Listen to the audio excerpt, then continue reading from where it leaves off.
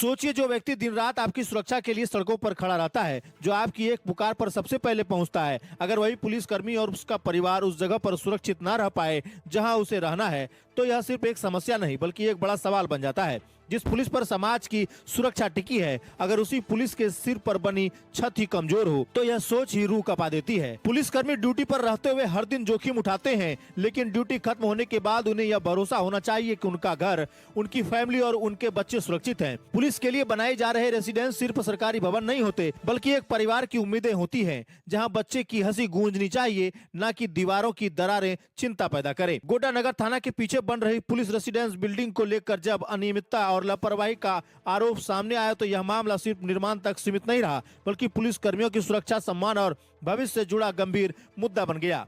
गोड्डा नगर थाना के पीछे निर्माणाधीन 3 मंजिला पुलिस रेसिडेंस बिल्डिंग में अनियमितता का आरोप सामने आया। यह मामला आज दिन रविवार सुबह करीब 11 बजे समय उजागर हुआ, जब पुलिस मैंस एसोसिएशन के मंत्री देवनाथ यादव और पुलिस मैंस एसोसिएशन गोड्डा के कोषा अध्यक्ष राम अनुज प्रकाश ने मौके पर पहुंचकर भवन का निरीक्षण किया। निरीक्षण के दौरान संगठन के पदाधिकारियों ने निर्माण कार्य में लापरवाही का आरोप लगाया। उनका कहना था कि कुछ जगहों पर इस्तेमाल की जा रही ईंटें मानक के अनुरूप नहीं दिखाई दे रही हैं। काम की गुणवत्ता पर सवाल उठ रहे हैं। पदाधिकारियों ने चिंता जताया कि यह भवन पुलिस कर्मियों के रहने के लिए बनाया जा रहा है, जहाँ उनके परिवार, महिलाएं और बच्चे रहेंगे। अगर निर्माण मजबूत नहीं होगा तो भविष्य में यह बड़ा खतरा बन सकता है। पुलिस मैंस एसोसिएशन के मंत्री देवनाथ यादव ने कहा कि पुलिसकर्मी पहले ही मानसिक और शारीरिक दबाव में काम करते हैं। ऐसे में उनका आवास का मजबूत और सुरक्षित होना बेहद जरूरी है। उन्होंने साफ शब्दों में कहा कि यह सिर्फ एक इमारत नहीं, बल्कि पुलिस परिवार की जिंदगी का सवाल है। वहीं कोषा अध्यक्ष राम अनुज प्रकाश ने कहा कि हम अधिकारियों से मांग करते हैं कि इस पूरे मामले की निष्पक्ष जांच कराई जाए। अगर निर्माण कार्य सही तरीके से हो रहा है तो किसी को कोई आपत्ति नहीं, लेकिन अगर कहीं भी गड़बड़ी या लापरवाही पाई जाती है तो उनमें तत्काल सुधार किया जाए और जिम्मेदारों पर कार्रवाई की जाए। मौके पर मौजूद मुंशी ने भी आरोप को खारिज करते हुए कहा कि उनकी ओर से कोई अनियमितता नहीं बरती जा रही। उन्होंने दावा किया कि निर्माण कार्य नियमों के अनुसार किया जा रहा है और जहां जरूरत है वहां सुधार भी किया जा रहा है। फिलहाल पुलिस रेसिडेंस बिल्डिंग को लेकर उठ रहे सवाल ने कई चिंताएं खड़ी कर दी हैं। अब देखना यह होगा कि प्रशासन इस संवेदनशील मामले को कितनी गंभीरता से लेता है और क्या पुलिस कर्मियों और उनके परिवारों की सुरक्षा को प्राथमिकता दी जाती है। लोग रहने वाली है, क्या कहिए? यहाँ अचानक हम लोग आए देखते हुए, है ना। पूर्व से भी हम लोग को दिशा निर्देश मिला हुआ है कि कहीं भी काम हो रहा है तो 2 नंबर हो रहा है तो भाई थोड़ा तुम लोग ध्यान रखो।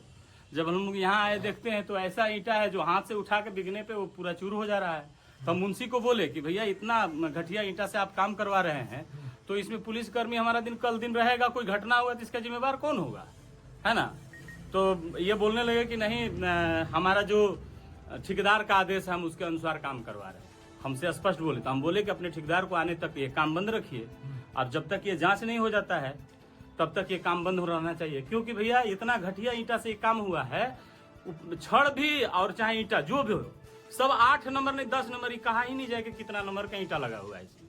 बिल्कुल घटिया काम हो रहा है, इतना घटिया कि ऐसा सोच भी नहीं सकता आदमी कि इतना घटिया काम होता है। जितना भी काम हुआ है पूरी पुलिस लाइन के भी हम लोग जांच करवाने के लिए बने किए हैं। हमारे पुलिस और ये चेक करने, ये यहाँ देखने का एक ही रीजन था कि हमारे पुलिस लाइन का नई बिल्डिंग है।